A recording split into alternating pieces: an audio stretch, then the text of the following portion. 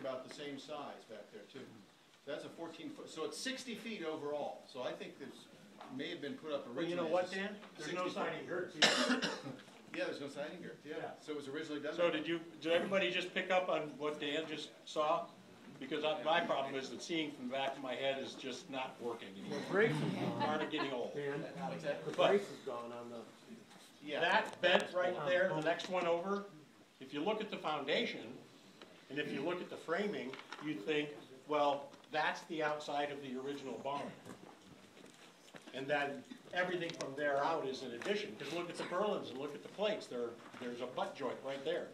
They're not continuous beyond. So when you look at it, you think, okay, well, that's a later addition. What Dan just pointed out is, no, it's not.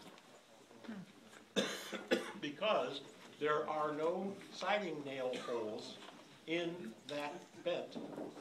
It was never sided. And if you look at those posts, there's no sawed-off siding nailers, there's no mortises for them.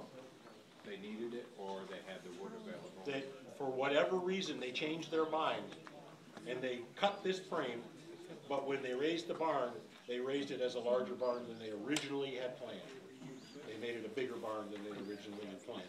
And the Why is the rafter brace housings are the same, they're 4 inches on that floor. Is it? Okay. Yeah, and the rafter center pattern is the same. That's a very early rafter pattern, very early. In fact, one of the things that you'll find is most barns that I've been in, where they've had to go up and do replacement of the roof, like you see here, where the metal roof is on it, you can see all the rafters patched in where they probably had some rot in the rafters. It's extremely common to find that in those barns, even if they're an old barn, the rafters are on 2-foot centers, because they repositioned the rafters and put them on 2-foot centers, because that's what carpenters have been used to doing now for a long, long time. But if you go up and look at the plate, you'll find the 2-foot rafter mortises, set-flap rafter seats, and you'll find the 3-foot still there. They just pulled them up closer together. But this still has the original ones in it. So. You see anything that isn't white oak up here, Dan? Where'd he go?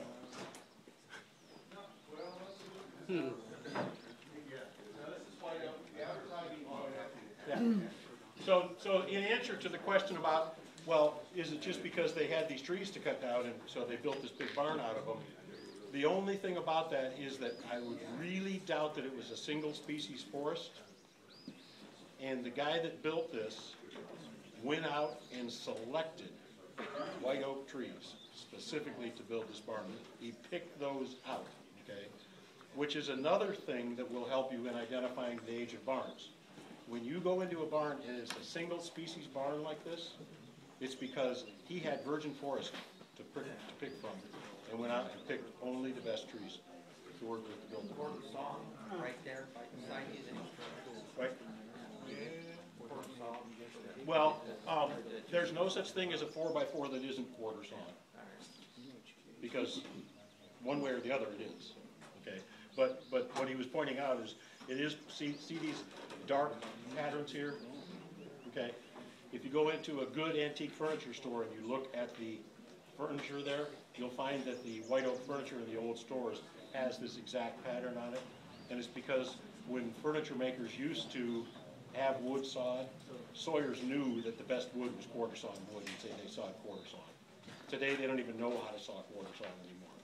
But the nice thing about quarter sawn wood is it stays very, very stable. It doesn't expand and contract with the changes in the season. It stays very, very stable. So this, in this direction, is quarter saw, and what that means is the growth rings, we're looking at a growth ring that's been cut right off. So the growth ring would have continued out here, or out here, whichever way the tree was growing. And we're looking at the edge of the growth ring disappearing back in.